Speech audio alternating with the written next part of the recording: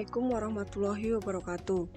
Pada pertemuan kali ini, kita akan belajar tentang hakikat perlindungan dan penegakan hukum. Jadi anak-anak, apakah kalian tahu kenapa hukum dibentuk? Jadi manusia adalah makhluk yang bebas dan memiliki kepentingan masing-masing. Pada awalnya, setiap orang memperjuangkan kepentingannya dengan bebas. Akhirnya, manusia menyadari bahwa kepentingan mempunyai batasan, yakni dibatasi dengan kepentingan orang lain. Untuk menghindari benturan kepentingan, dibangunlah berbagai tatanan seperti tatanan hukum. Tatanan dibangun untuk menjamin agar setiap orang memiliki kesamaan kesempatan dalam mencapai kepentingannya masing-masing dalam batas tertentu. Untuk lebih memahaminya, kita akan melihat ilustrasi berikut ini. Setelah pulang sekolah, kalian akan mempunyai kepentingan untuk sampai ke rumah dengan segera. Kalian kemudian menggunakan jalan raya. Di jalan raya, kalian menemui banyak orang yang menggunakan jalan tersebut untuk kepentingannya masing-masing. Ada orang yang mengantar barang, ada yang ke tempat rekreasi, atau ada yang pergi untuk membeli sesuatu. Setiap orang cenderung ingin menyelesaikan kepentingannya dengan segera. Bayangkan apabila di perempatan jalan raya, setiap orang ingin menyelesaikan kepentingannya bertemu, dan tidak ada hukum atau peraturan di sana. Tentu dapat terjadi kekacauan. Agar setiap kepentingan orang berjalan dengan lancar dan mempunyai kesempatan yang sama untuk mencapainya, dibentuklah suatu hukum atau peraturan tertentu.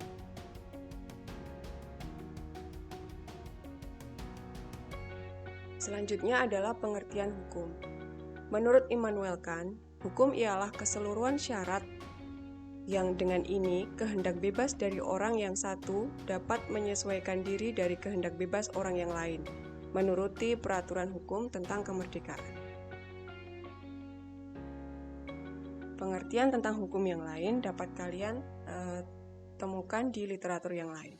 Selanjutnya, sifat hukum. Hukum merupakan peraturan-peraturan hidup kemasyarakatan yang dapat memaksa orang supaya mentaati tata tertib dalam masyarakat, serta memberikan sanksi yang tegas terhadap siapa yang tidak mau patuh mentaatinya. Dengan demikian, hukum itu mempunyai sifat mengatur dan memaksa. Unsur-unsur hukum adalah sebagai berikut. Yang pertama, peraturan tentang tingkah laku manusia. Yang kedua, peraturan itu dilegalkan oleh badan-badan resmi yang ditunjuk secara khusus untuk menangani hukum. Yang ketiga, peraturan itu mempunyai sikap yang memaksa. Yang keempat, karena mempunyai sifat mengatur dan memaksa, hukum mempunyai sanksi yang tegas terhadap pelanggaran-pelanggaran peraturan tersebut.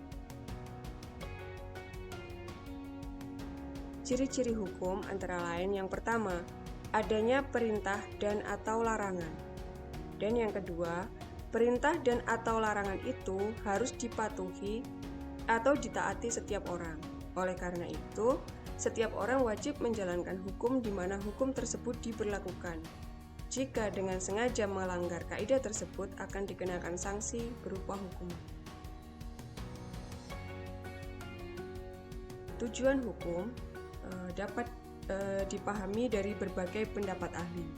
Menurut Prof. Kansil, hukum bertujuan menjamin adanya kepastian hukum dalam masyarakat dan hukum itu harus bersendikan pada keadilan, yaitu asas-asas keadilan dari masyarakat itu. Yang kedua, prosubekti, hukum mengabdi kepada tujuan negara. Dan menurut Van Apeldoorn, mengungkapkan bahwa tujuan hukum ialah mengatur pergaulan hidup manusia secara damai. Hukum menghendaki perdamaian. Konsep negara hukum. Konsep negara hukum telah dibahas sejak masa pemikir Yunani kuno seperti Plato dan Aristoteles. Perkembangan selanjutnya, pembahasan mengenai negara hukum berkembang pada paham Anglo-Saxon dan Eropa kontinental.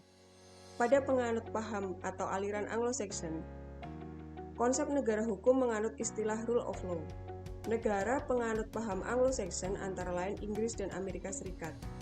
Di sisi lain, pada paham atau aliran Eropa kontinental, konsep negara hukum sering diidentikan dengan istilah Rechtsstaat. Negara penganut aliran ini mencakup negara-negara besar di Eropa kecuali Inggris. Kedua istilah tersebut, meskipun memiliki sistem pelaksanaan yang sedikit berbeda, pada intinya sama, yakni berupaya memandang suatu negara di mana penyelenggaraan pemerintahannya berdasarkan atas hukum. Untuk aliran Anglo-Saxon, ciri-cirinya antara lain supremasi hukum, dalam arti tidak boleh ada kesewenang-wenangan sehingga seseorang hanya boleh dihukum jika melanggar hukum. Ciri yang kedua, kedudukan yang sama di depan hukum, baik bagi rakyat biasa maupun pejabat. Yang selanjutnya cirinya penegasan serta perlindungan hak manusia melalui konstitusi dan keputusan-keputusan pengadilan. Sedangkan untuk aliran Eropa kontinental, cirinya antara lain mengakui dan melindungi hak-hak asasi manusia. Untuk melindungi hak asasi tersebut, penyelenggaraan negara harus berdasarkan pada pemisahan atau pembagian kekuasaan. Dalam menjalankan tugasnya, pemerintah bekerja berdasarkan pada peraturan perundang-undangan. Dan ciri yang selanjutnya adalah apabila pemerintah dalam menjalankan tugasnya yang berdasarkan undang-undang masih melanggar hak asasi, maka akan ada pengadilan administrasi yang akan menyelesaikannya. Nah, Indonesia adalah negara hukum.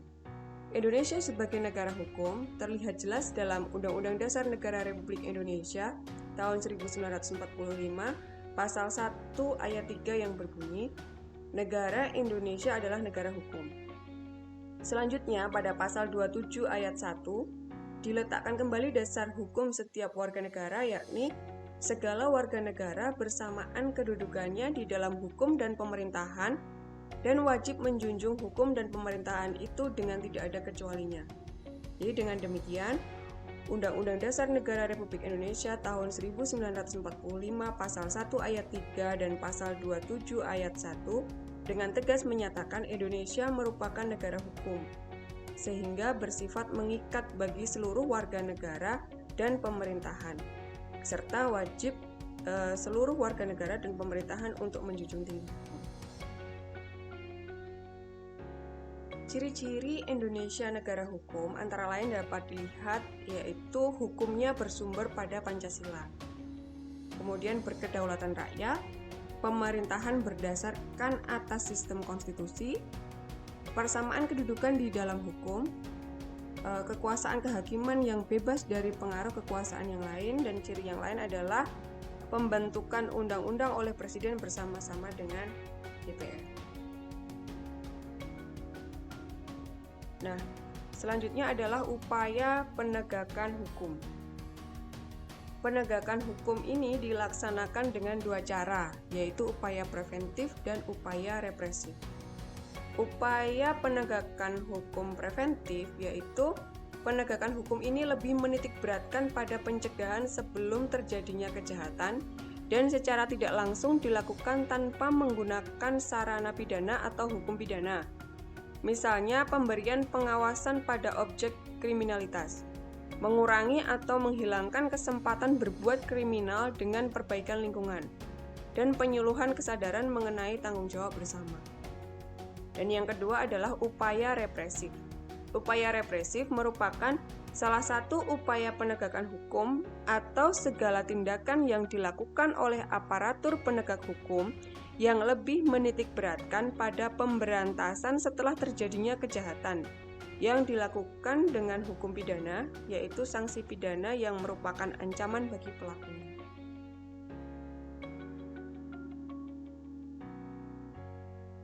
Nah, di Indonesia, perlindungan dan penegakan hukum harus dilakukan oleh setiap warga negara. Meskipun demikian, dalam praktek sehari-hari, perlindungan dan penegakan hukum dilakukan oleh lembaga-lembaga negara yang akan dibahas pada bagian selanjutnya. Pada kali ini, setelah kalian belajar tentang hakikat perlindungan dan penegakan hukum, coba secara mandiri kalian mengerjakan beberapa pertanyaan berikut ini. Yang pertama, coba berikan contoh upaya penegakan hukum preventif dan represif. yang kalian ketahui. Pertanyaan yang kedua, apa pentingnya perlindungan dan penegakan hukum bagi kehidupan bermasyarakat, berbangsa, dan bernegara? Dan pertanyaan yang ketiga, jelaskan menurut pendapat kalian bagaimana pelaksanaan perlindungan hukum di Indonesia.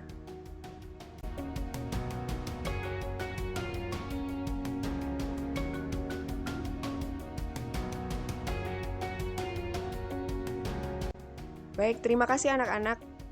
Pertemuan kita hari ini tentang upaya perlindungan dan penegakan hukum semoga bermanfaat. Sampai jumpa pada materi selanjutnya. Terima kasih. Assalamualaikum warahmatullahi wabarakatuh.